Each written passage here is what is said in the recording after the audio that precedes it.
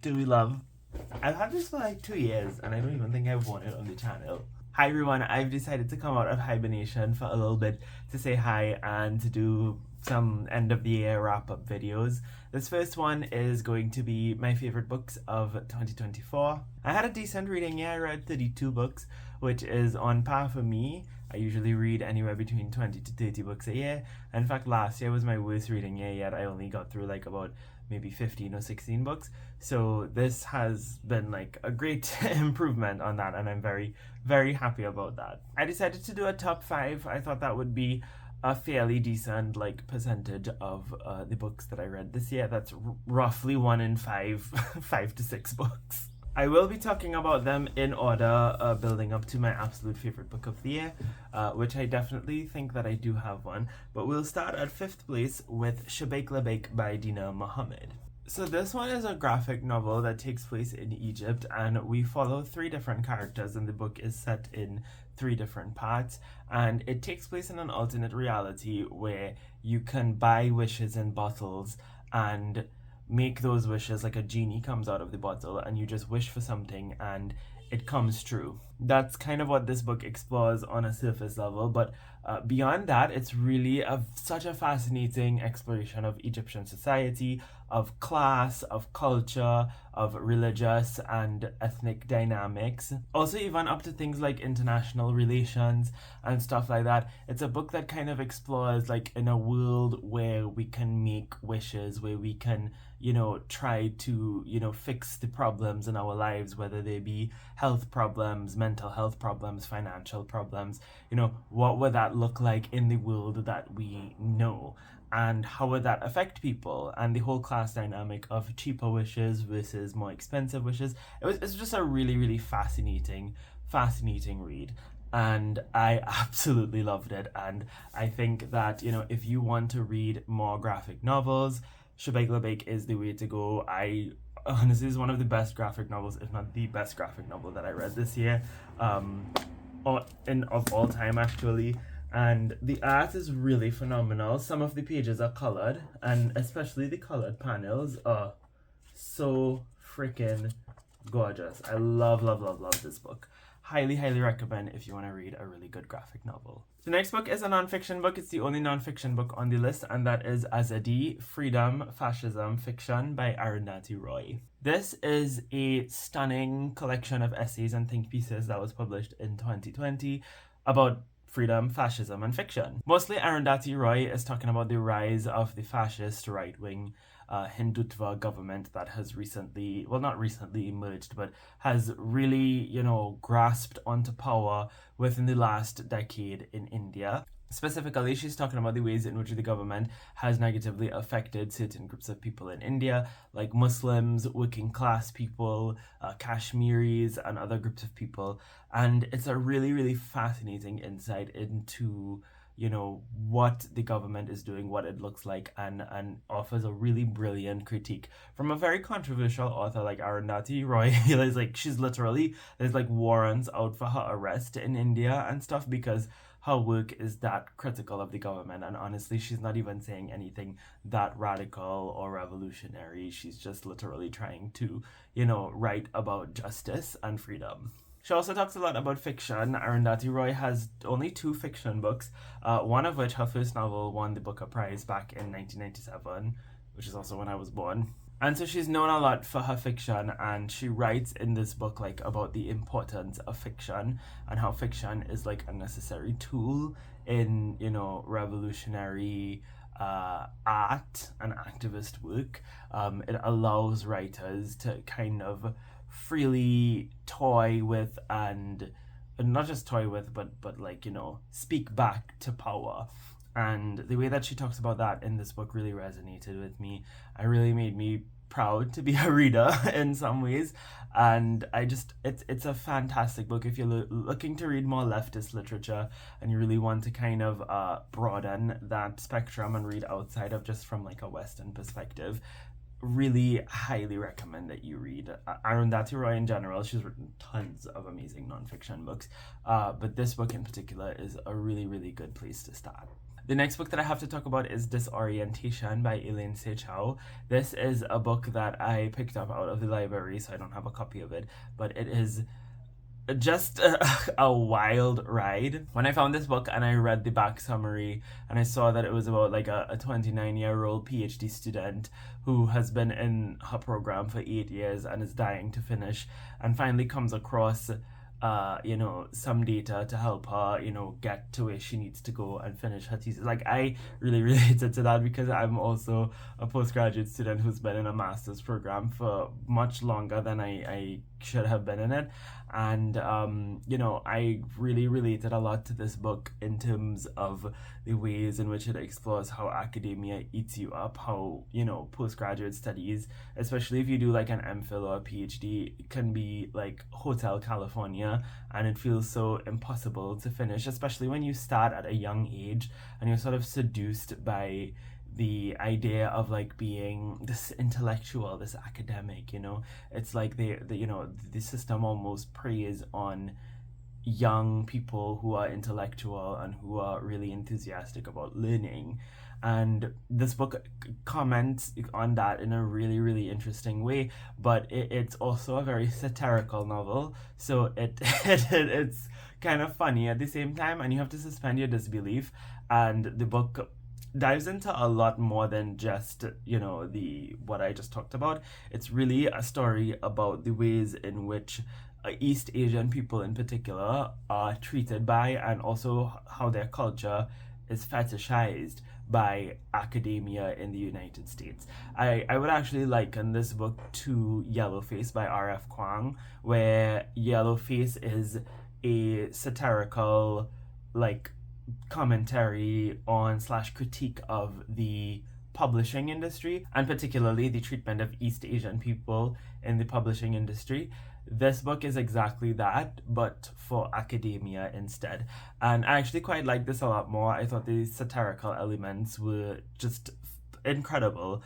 And it's such a bizarre read, but it's also so fascinating and poignant, and it really disorients you. So I wish I could say more about the book, but then I would get into spoiler territory, because a lot of the main plot of the story, like, to explain it, because there's like several plot twists throughout, and the first one kind of happens within like the first 100 pages or so.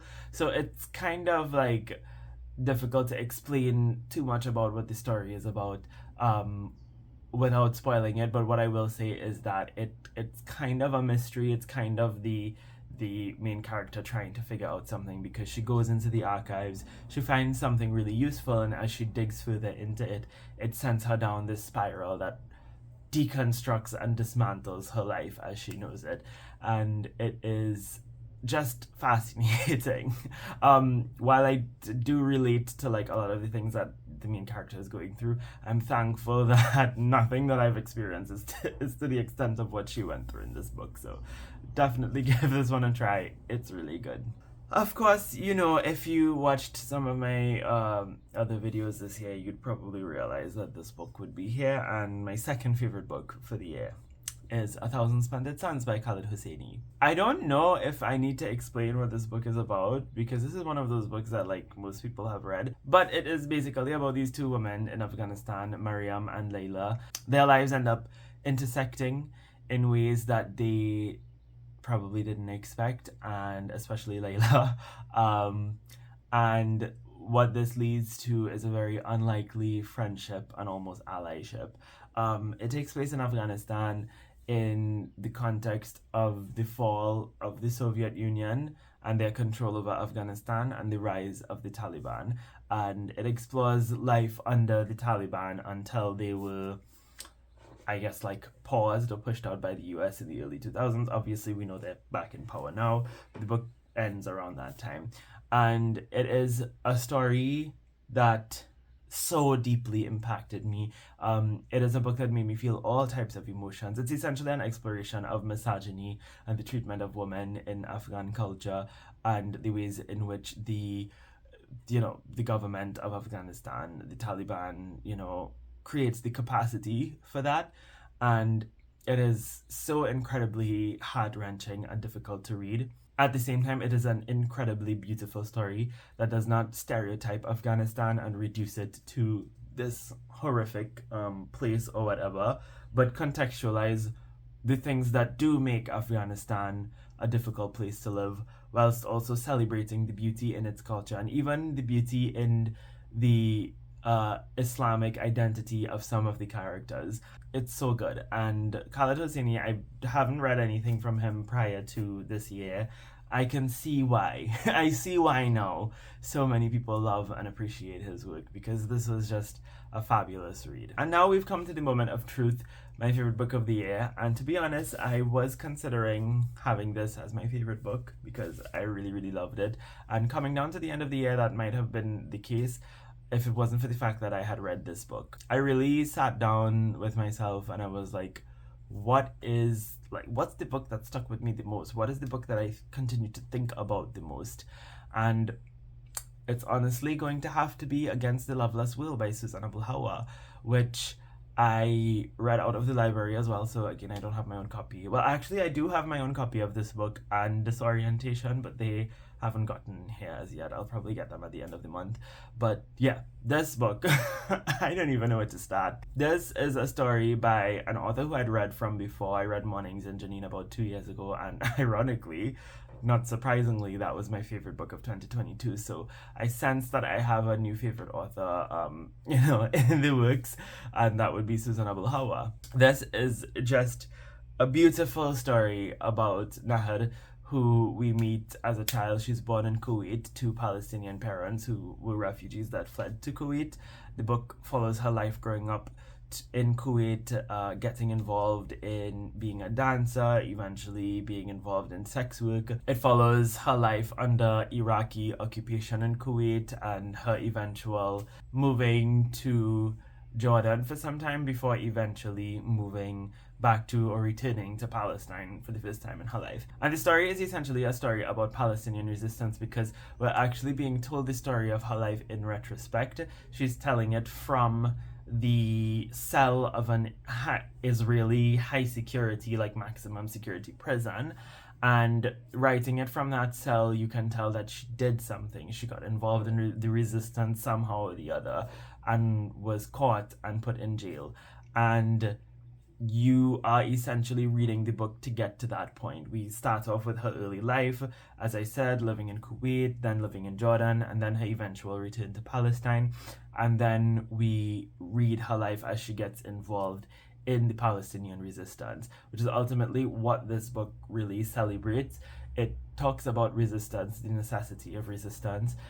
It can be an uncomfortable and challenging read at times, but it really explores what resistance means, and it really explores what Palestinian political identity looks like.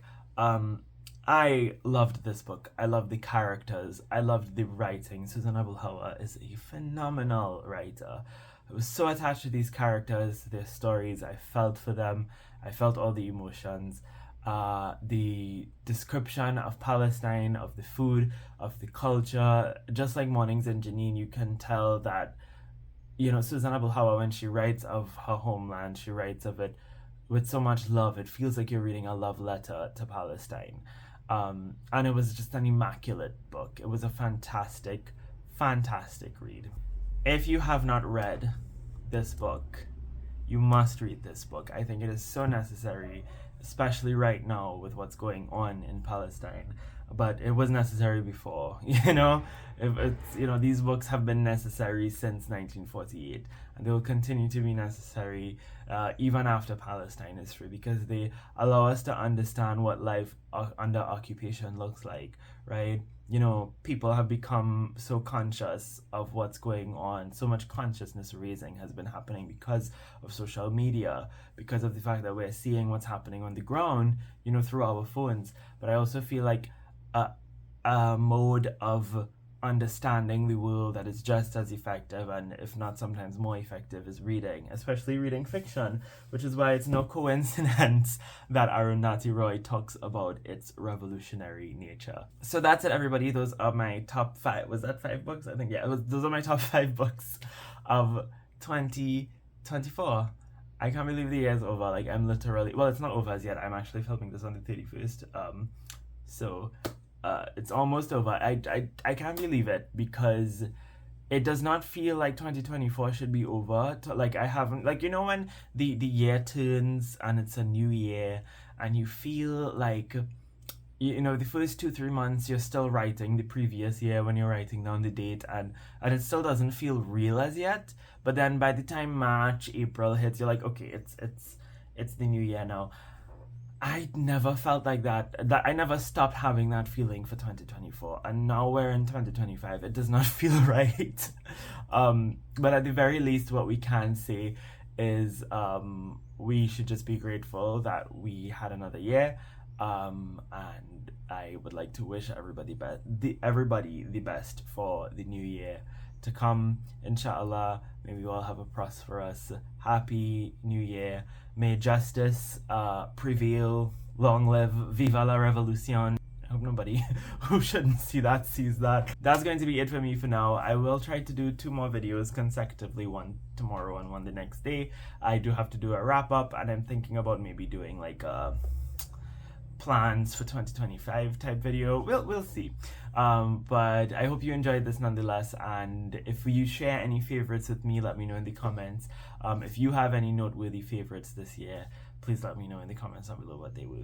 Alright, thank you everybody so much for watching this video. I hope you have a lovely day, and until next time, inshallah, keep reading.